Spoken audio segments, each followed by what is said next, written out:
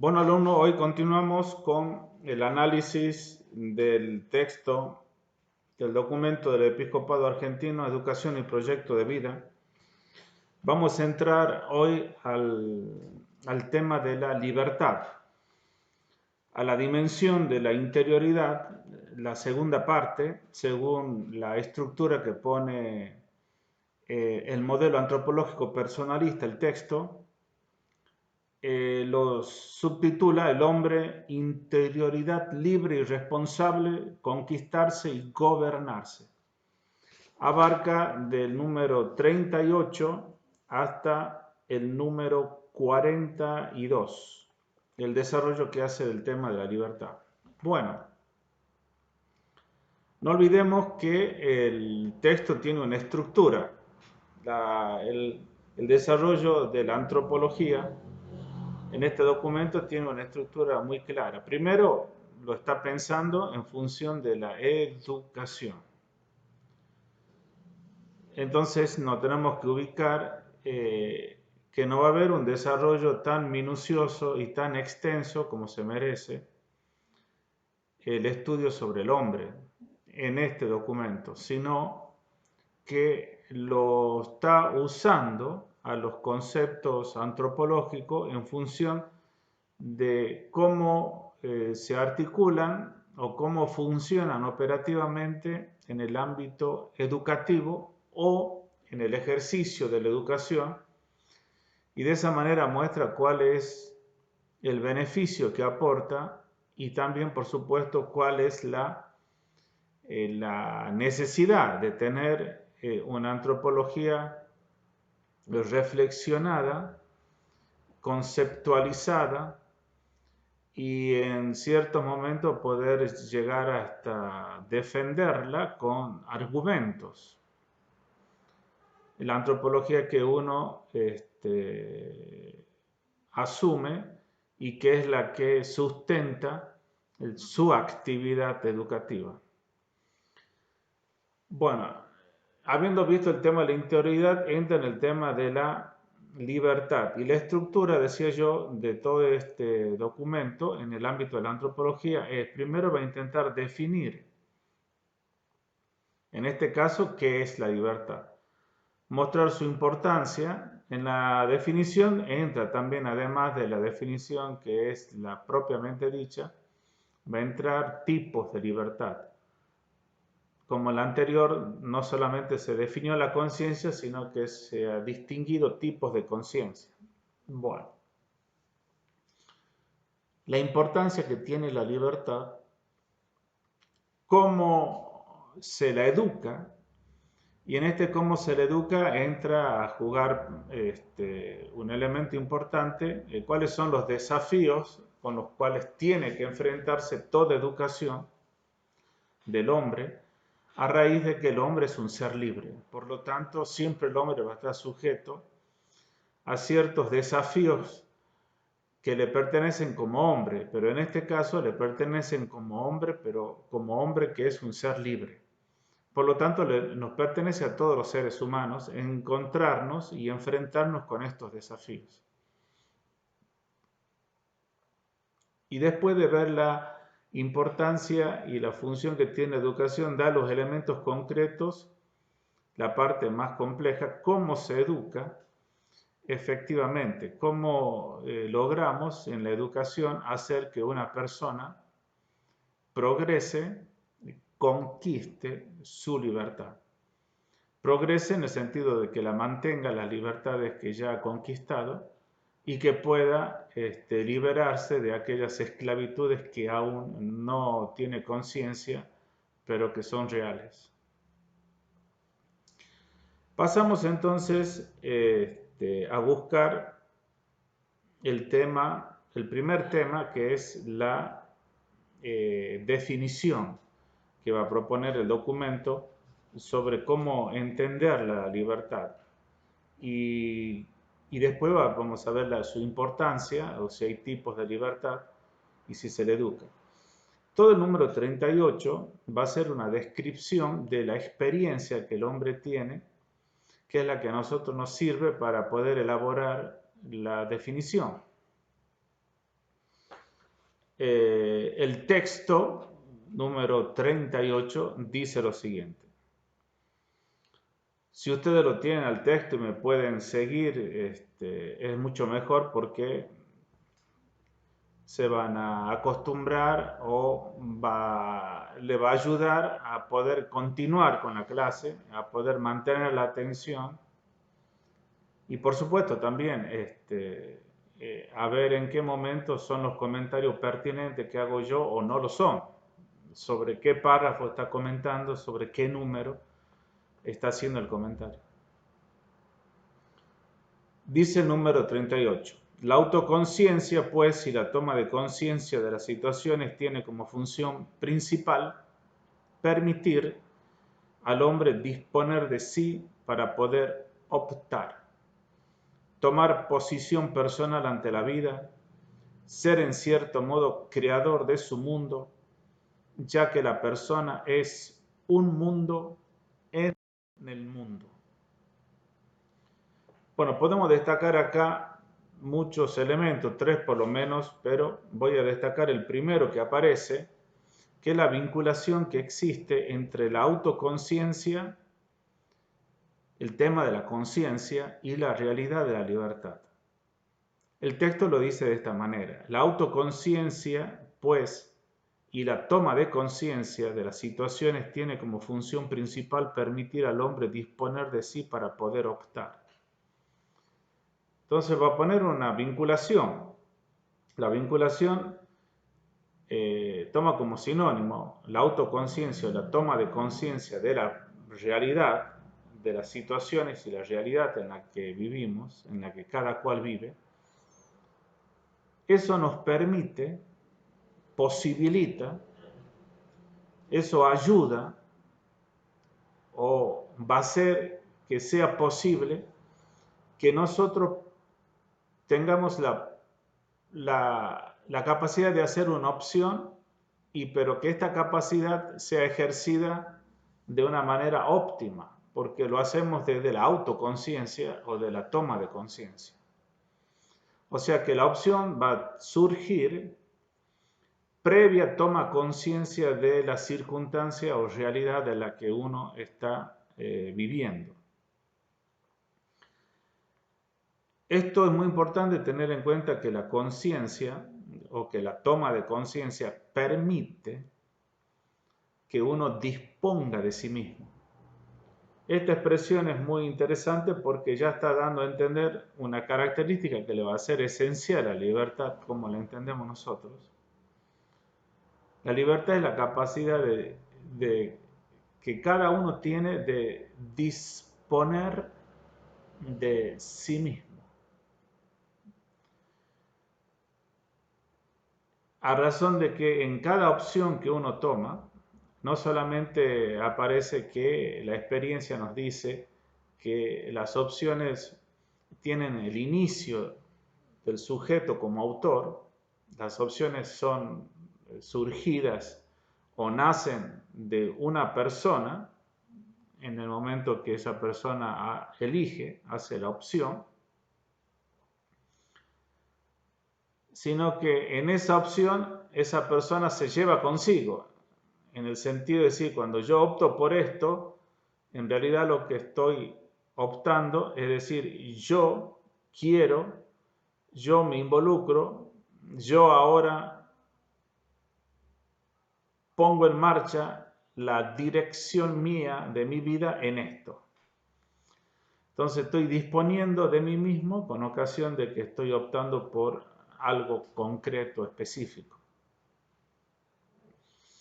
El otro elemento, la toma de posición personal ante la vida, ser en cierto modo creador de su mundo, ya que toda persona es un mundo en el mundo. Bueno, acá va a decir, tomo una palabra muy interesante, muy linda, el de ser creador. La experiencia de la libertad para nosotros los seres humanos es la experiencia de ser creadores. Creadores del mundo en el que uno vive. De modo que el mundo está constituido por el mundo objetivo, se podría decir, de las cosas que ya uno se encuentra, y el mundo que uno se va configurando a razón de las opciones que uno va tomando. Entonces hay otro, podría decirse, hay otro micromundo del cual somos autores de una manera mucho más fuerte, y hay un macromundo que es el que nosotros nos encontramos. Este saberse y este pertenecer a su mundo y decir este es mi mundo o este es el mundo que elegí o este es la vida que yo elegí, es una forma de expresar de que yo soy creador. Entonces tenemos la experiencia de que la autoconciencia tiene que estar presente para el acto de la libertad. La toma de conciencia. Segundo, que la experiencia de la creatividad, de ser creadores, nos es muy íntima y que podemos distinguir dos tipos de mundo. El mundo con el cual nos encontramos, del cual no hemos intervenido nosotros, y el mundo que vamos formando porque estamos realizando una serie de intervenciones, de opciones. Y en esto ya ha aparecido un elemento esencial de la definición de libertad, que es el disponer de sí mismo. Pasamos al otro párrafo. Incluso también creador de sí, su mayor obra de arte ha de ser su vida misma, dijo ya San Gregorio de Niza. Somos en cierto modo padres de nosotros mismos cuando por la buena disposición de nuestro espíritu nos formamos a nosotros mismos, nos engendramos, nos damos a luz. Y bien está señalarlo precisamente en esta época en que la insistencia exacerbada de algunos de los condicionamientos del pasado, inconsciente, y la gravitación de los primeros años de vida, sobre todo el curso de ella, parecieran culminar en una doctrina de la irresponsabilidad. Bueno, no solamente va a parecer que continúa y lo hace mucho más fuerte a la descripción de la experiencia de la libertad. No solamente voy creando el mundo que va a pertenecer al mío más personalmente, sino que me voy creando a mí mismo. Ahora bien, al tomar la cita de San Gregorio para ilustrar, apoyar esta experiencia tan fuerte de la libertad en nosotros, cuando dice que la mayor obra de arte somos nosotros mismos, San Gregorio dice, somos en cierto modo padre de nosotros mismos. En cierto modo, esa es una frase, esa es una expresión, que pone un equilibrio enorme al tema de la libertad. Somos en cierto modo padre de nosotros mismos. Cuando por nuestra buena disposición de nuestro espíritu nos formamos a nosotros mismos, nos engendramos y nos damos a luz. Entonces, en cierto modo significa que hay un aspecto en el que efectivamente nos reconocemos que nosotros nos construimos, nos otorgamos a nosotros nuestra propia identidad. Trabajamos por ser nosotros lo que queremos ser nosotros. Y optamos, y al optar siempre nos escogemos a nosotros en esa opción. En cierto modo, o sea, en un aspecto es esto, se juega ese papel, ese es el rol que tiene en nosotros la libertad, la importancia, y nosotros advenimos a hacer a lo largo de nuestra historia lo que nuestras opciones han querido, lo hemos hecho. ¿Pero por qué en cierto modo? Porque hay otro modo en el que no. En el sentido de que es cierto que tú, tomando la imagen de los padres que nos engendraron, tú te vas engendrando a vos mismo, tú vas haciendo aparecer, tú vas realizando una serie de partos que aparezca, que viva, que vas creando con tus opciones, tu mundo y lo que tú quieres ser en ese mundo. Pero por otra parte, tus padres han sido padres con todas las letras, ellos te engendraron. Es decir, tú no te diste la existencia, tú no te engendraste, eh, todo el proceso de gestación no has intervenido, tú te encontraste con una corporeidad específica, tú te encontraste con unas personas que se autotitulaban padres o progenitores tuyos, que no has elegido, con una familia, con tus hermanos, en una nacionalidad, con un lenguaje. Te encontraste con una historia de tu pueblo, en un momento de la historia universal que tú no has elegido. Te encontraste con una forma de crianza que tú no has elegido. Te encontraste con ciertas, podría decirse, fragilidades o debilidades de tu propio cuerpo, tal vez por la dificultad del parto o algún tipo de enfermedad congénita.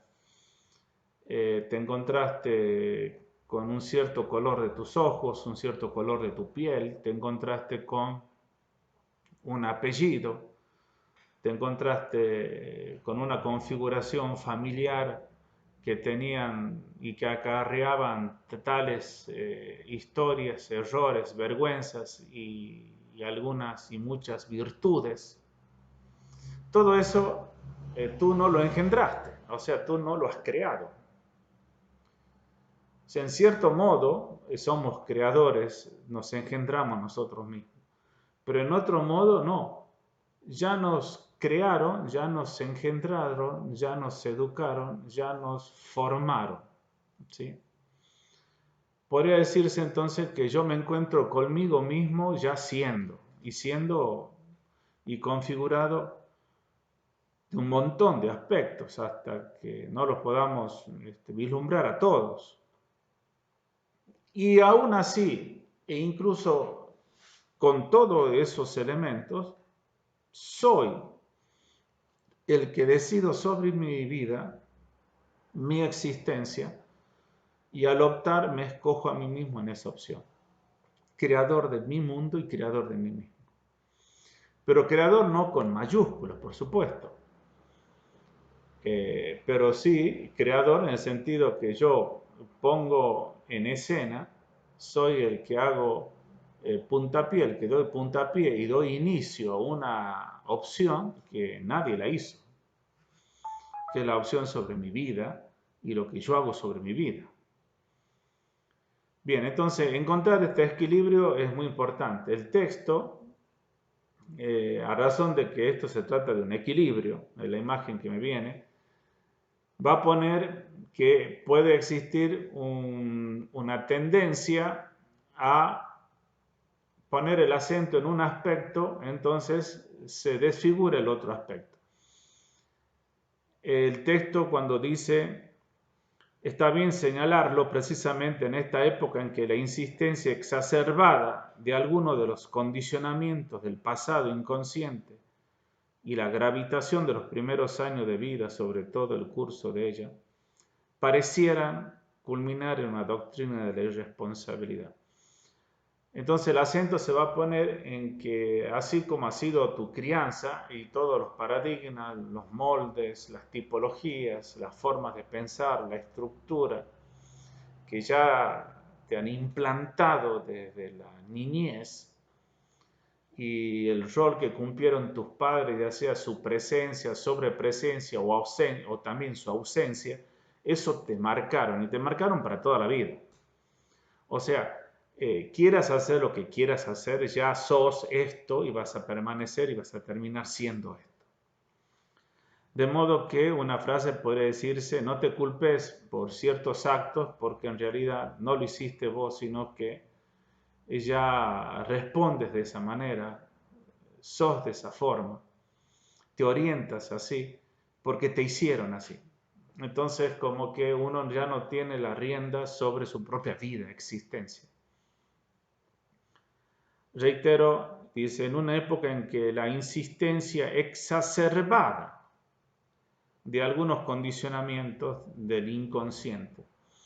Entonces, no es que no existan los condicionamientos, sí existen los condicionamientos. Pero si yo le doy un valor exacerbado, claro, ya dejan de ser condicionamientos, pasan a ser determinismos. Es todo un tema ver los determinismos en la libertad de la persona y la libertad de la persona humana, hasta qué punto se anula o continúan y en qué medida puede continuar. Entonces, acá también hay que montar un equilibrio. Ahí existen condicionamientos, existe una realidad del inconsciente y existe una crianza que nos ha formado. Pero el poner el acento exacerbado, entonces se dan cuenta aquí la valoración un poco absoluta, una exageración, corre el peligro de que se anule o que nos crean, nos digan que tú no eres responsable de tales cosas, que no tengas que sentir culpa, por ejemplo, sería una expresión muy común. O que directamente tú no eres libre o tu vida no la vives tú realmente, sino que eres, digamos, el foco o eres una expresión de toda una serie de elementos que desconoces que son del inconsciente. Bueno, hay muchas maneras de expresarlo. Bueno, el texto se detiene en este punto, nada más para mostrar cómo si yo acentúo mucho en aquello que no soy creador, el hecho de que sea creador se desvirtúa. O sea, desaparece. También se podría pensar la otra alternativa, es decir, he dicho, no, tú eres creador con mayúscula, entonces toda la primera parte también se va a desvirtuar o desaparecer. Bueno, termina con estos dos párrafos, dice, sentirse hombre requiere sentirse dueño de elegir, sentirse dueño de su hacer. Solo por el camino de la libertad siente el hombre que la vida es su vida y el bien alcanzado un bien realmente personal. Liberar, entonces, dar libertad no es solo dejar hacer, sino capacitar para hacer y sobre todo educar para poder ser. Bueno, sigue con el tema de la descripción y acá el concepto de ser dueño de sí mismo, la idea de ser dueño de sí mismo y la idea del poder, ya hemos dicho la idea de ser creador. Otra idea, otra imagen, que es la imagen de ser padre de nosotros mismos, la imagen de yo soy mi propio padre, la imagen del mundo y mi mundo, ser creador, yo soy mi propio padre, ser dueño de sí mismo y el concepto de poder, la conciencia de que uno tiene de que yo puedo algo, el poder. Es prácticamente, digamos, sinónimo de libertad. Es decir, yo puedo decir, yo quiero, yo voy a hacer tal cosa, o yo puedo y decir, bueno, yo puedo no querer y no quiero. Bien. El ser dueño de sí mismo quiere decir que las cosas suceden, acontecen, y el que manda acá soy yo. El mando, el que tiene el poder, es el sujeto. Bien. Bueno, esa es la experiencia, ese es el valor, esa es la dimensión que tiene la libertad, lo que todo ser humano no puede negar, que es lo que él valora o siente de su propia vida o como quisiera que su vida sea, ser dueño de su vida. Bien, el sentir de que estoy haciendo cosas que yo quiero, de que la vida me pertenece y es mía y yo quiero conducirla en la dirección que fuere. Bien, son experiencias de libertad, de la dimensión que tiene todo ser humano de poder y de ser libre. Bueno, Continuando con el párrafo, ahora se va a acercar a dar la primera definición y hacer las primeras distinciones de ambas, específicamente en el número 39, entrando en lo que sería el párrafo número 3, dice específicamente: la libertad física se basa en la certeza de los resultados cuando conocemos y secundamos las leyes físicas. La libertad psíquica crece en la medida en que maduramos en autoconciencia y autogobierno. La libertad moral, la que nos conduce al ser que debemos llegar a ser, crece y se afianza en la medida en que vivimos en la verdad y en el amor. Bueno, continúa el texto, pero fíjese, ya encontramos una diferencia. Hacer distinciones. Si bien en el último párrafo, donde se va a elaborar la definición total, estas distinciones nos sirven mucho para ver lo compuesto que está en el hombre la dimensión de la libertad. Se entiende de una manera, me parece muy evidente, que cuando decimos los que están presos, los que están en prisión, en la cárcel, se les priva de la libertad física. Es decir, el espacio físico que se les otorga para moverse es limitado. Es decir, estás en tu celda que tiene tantos metros cuadrados, o estás en este sitio que tiene tantos metros cuadrados. Efectivamente, esa es la libertad física, es poder, digamos, moverse, circular, andar, tranquilamente por el espacio, y es una experiencia muy fuerte de la libertad para todos los hombres. Si no, miren lo que significa en el estado de pandemia el hecho de tener que estar en cuarentena. Para muchos es estar en confinamientos, o sea, estar en una especie de encierro. Y por supuesto que la cuarentena para muchos significa que el lugar donde viven es un espacio físico, digamos, muy acotado. Entonces, con más razón lo sienten como una prisión. Basta pensar lo que podría ser un departamento monoambiente donde puedan vivir, no sé, 2 o 3 personas. Pongo un ejemplo, pero podría multiplicarse en otros también. Lo que es la libertad física. La libertad psíquica es la capacidad que el hombre adquiere en tanto que madura y se hace capaz para ser libre. Si bien hay toda una línea donde a los niños se les dice que le tenés que preguntar, es decir, que ellos decidan, que ellos pregunten, consultarle a tu niño, que ellos sean los que tomen las decisiones. Pero bueno, más allá de que puede caer en una exageración, el hecho de que seas niño significa que no está maduro para comprender muchas cosas y que lo que te pida o lo que decida o lo que quiera, en la mayoría de los casos le pueda perjudicar. Entonces hay que tener en cuenta que la madurez hace posible que tú puedas ejercer la libertad. Entonces la libertad psíquica la identifica con la capacidad de autoconciencia y de autogobierno, una madurez personal. No muchas veces coincide con la edad cronológica, ¿sí? Pero es un signo que puede ayudar. Y la última, la libertad moral, una cosa es que yo pueda decir, tengo espacio para moverme.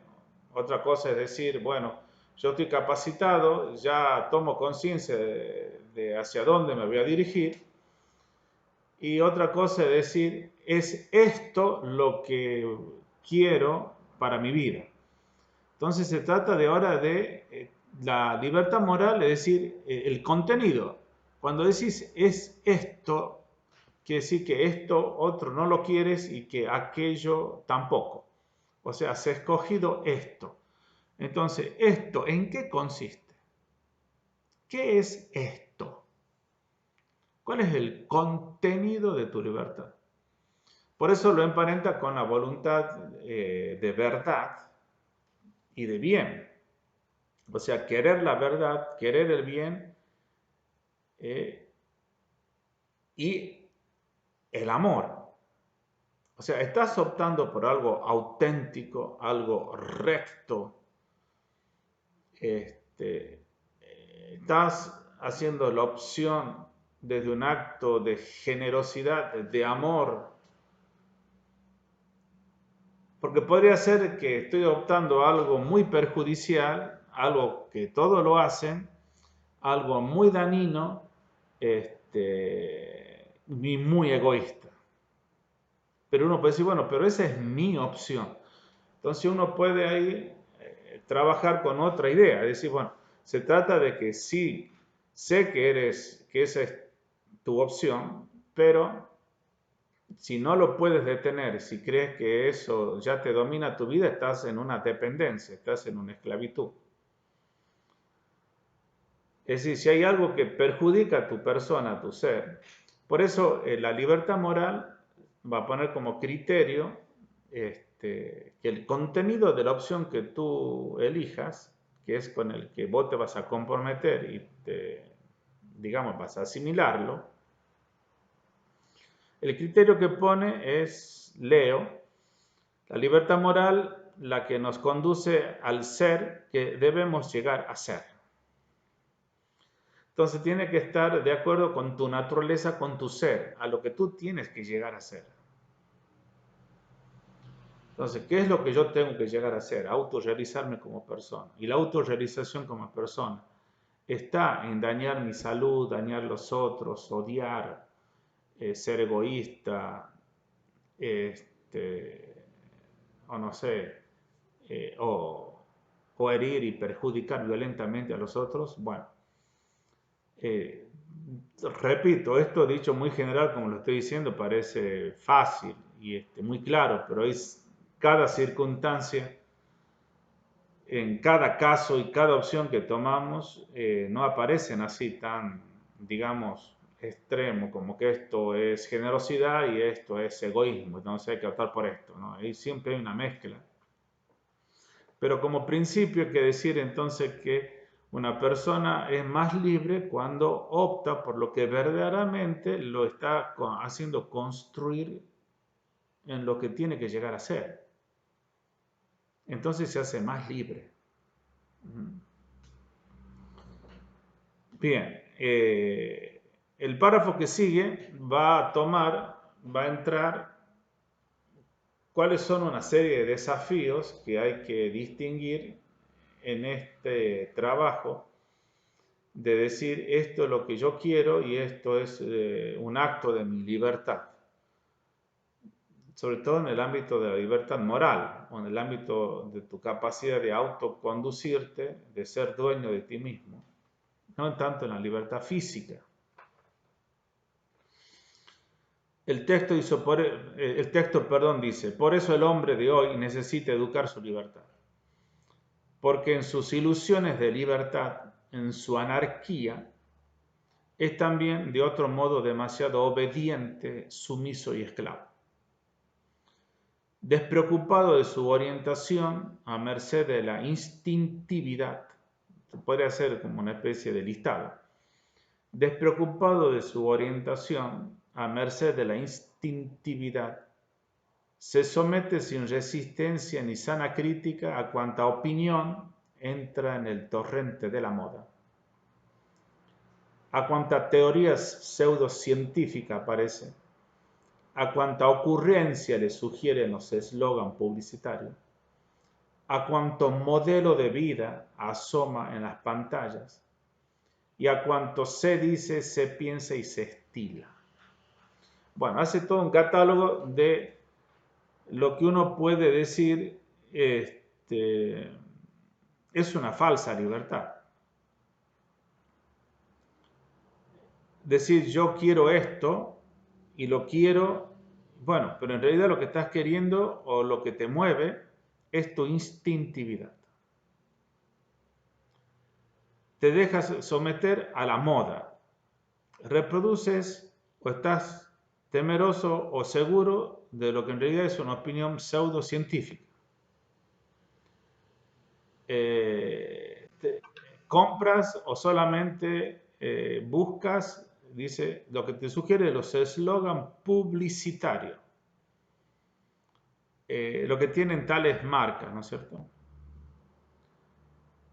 Todo lo que hace nosotros, lo que se dice, lo que se habla y dónde va la mayoría. Entonces, como que hay una preponderancia de yo hago lo que todos hacen, la moda, mis gustos, mis deseos, hasta la ocurrencia y mi impulsividad.